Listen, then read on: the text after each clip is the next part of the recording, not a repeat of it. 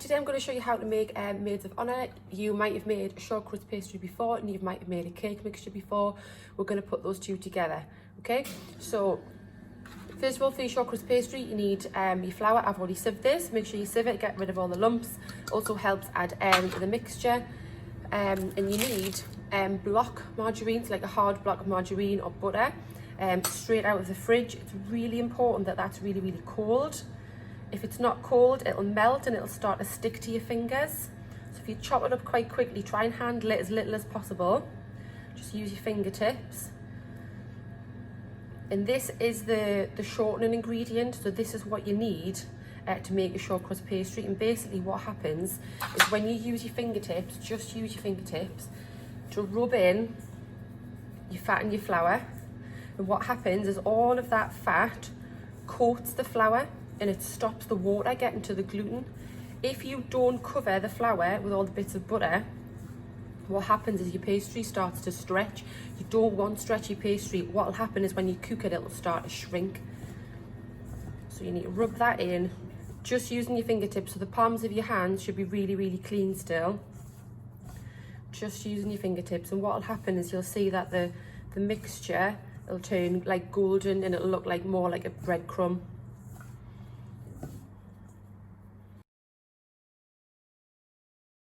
So what you've got there, it's gone like a golden colour, so it's taken the colour of the fat, because remember that's coated the margarine, so that's what colour that's gone. You need a tiny, tiny, tiny bit of water.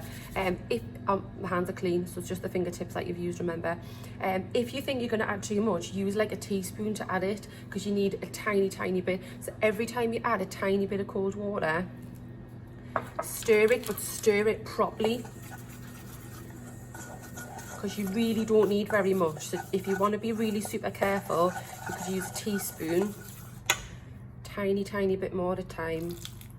If you add too much, it's going to be far too sticky, and then you have to add more flour, and then you're just messing with the ratio of fat to flour, and it just won't taste nice. So what will happen, if you keep stirring it, eventually the bowl will get cleaner, and it'll come into a ball itself.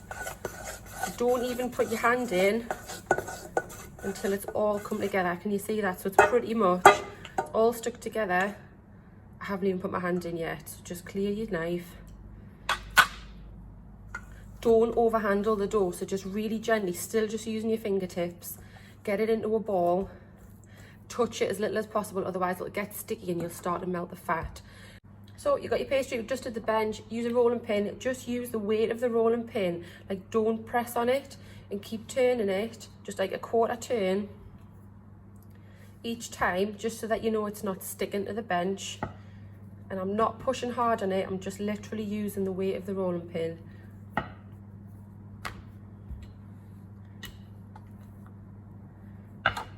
Till it's about the thickness of a pound coin.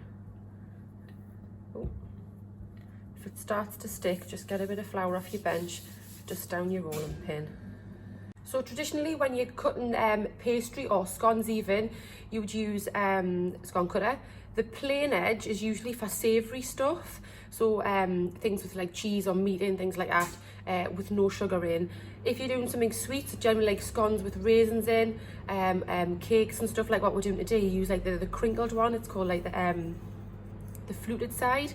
So that's what we're going to use today. Start at the edge. You don't want to re-roll your pastry, so try and get as many out in one go as you can, because any leftover pastry, as soon as you start to re-roll it out, it'll get tougher, because you'll have to start adding a little bit more flour if it's sticky. So just handle it as little as possible. Squeeze as many in as you can. Okay. A normal bun tin, just like a shallow bun tin, not a muffin bun tin. Grease them with anything you've got really that doesn't have much flavour, so really plain oil, or sometimes you can use the paper from your butter, and you can just pop those in there. Just use your thumb to gently push them into the dip.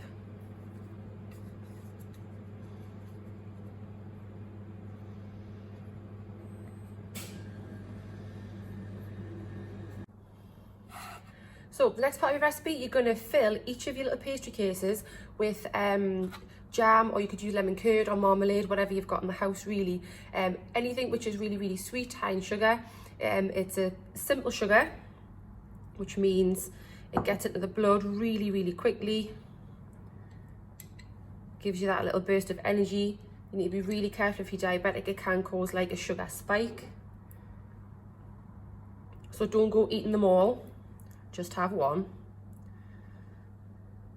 Just use your finger to push the jam off, just about half a teaspoon. I think I might have put too much in that one. We'll see. Okay, spoonful of jam or lemon curd, marmalade or whatever you've got. The bottom of each. Try and make them all the same so they all cook at about the same time, and you don't want it all kind of spilling over the edge. The more mess you make now, the more mess you've got to clean when you come out of the oven. So we're going to use the all-in-one method to make your cakes. You don't have to. If you've got an electric whisk, you can do it in a bowl and it'll be much quicker. I'm going to do it like this just in case you haven't got a whisk at home. It's absolutely fine. All-in-one method. Really easy recipe to follow. Basically, one egg weighs about 50 grams. So that's how much you put in of everything. So you're putting in one egg. So it's 50 grams of egg, basically. Yeah, self-raising flour. So we use plain flour for the pastry because we don't want that to rise. We use self-raising flour for this because we want the cakes to rise. We use 50 grams of sugar. I weighed that out yesterday and it's been in the fridge. And we're using soft margarine for the cake. So this is like your spreadable, like your stalk, basically like a cake making butter. So it's really soft. So should be able to cream it in quite easily, rather than your block butter, which was for your pastry. And just use a fork to whisk it together. You're gonna have to use some elbow grease. It's not gonna happen really quickly, but this is how you're incorporating air into the recipe. Okay. So keep scraping up the sides, make sure that any bits of flour or sugar that are whipped right up the sides of the measuring jug are getting mixed in. Make sure you're digging your fork right down to the bottom. Okay, you see there's still some bits of flour in. Make sure you're getting all of them in, and then just keep beating it, right, fast as you can. Really good for your arm muscles. So if you wanted to make a low-fat, healthier version of this recipe, that's your cake pretty much done, it's all mixed in. Rather than adding margarine here, like a really soft cake margarine, you could swap it for a banana. That would work really well. So if you haven't got that at home, you could try a banana. It's going to make your cake much more higher in fibre, and it's also going to decrease the fat content. Same with sugar, like if you don't have jam or anything like that, you could put like a banana puree or an apple puree or some dried fruit along the bottom if you wanted to. You're still adding that sweetness, but it's not going to be as high in simple sugars. To check that your cake's ready, just lift your fork up and it should drop off within a couple of seconds. Okay, and then you're ready to put it on top of your jam. I'm going to use a teaspoon just because it's a bit smaller, sorry, and be more accurate. Now I've used my spoon already for the jam.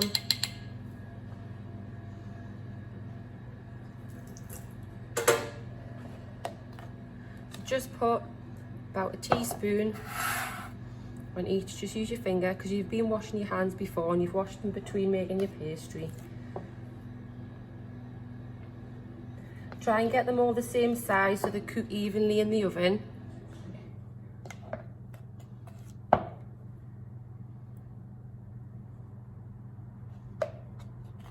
Remember to be really careful at this stage. Remember, if you get cake mixture on your bun tin, it's much easier to mop it off now while it's like this texture, rather than cooking it and it going burnt and crispy on the sides.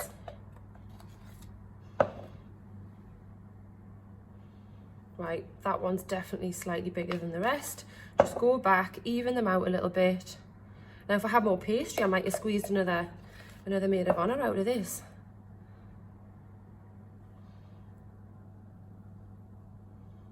Pop them in the oven on 200 degrees or gas mark 6 for about 25 to 30 minutes. And a really good way of testing that they're done is the cakes will be spongy and springy. Okay, they won't be soft, they'll have risen, they'll have gone slightly golden, but it's the texture you want to look at. So just pop your finger in really carefully and just give them a little tap and they should be quite bouncy.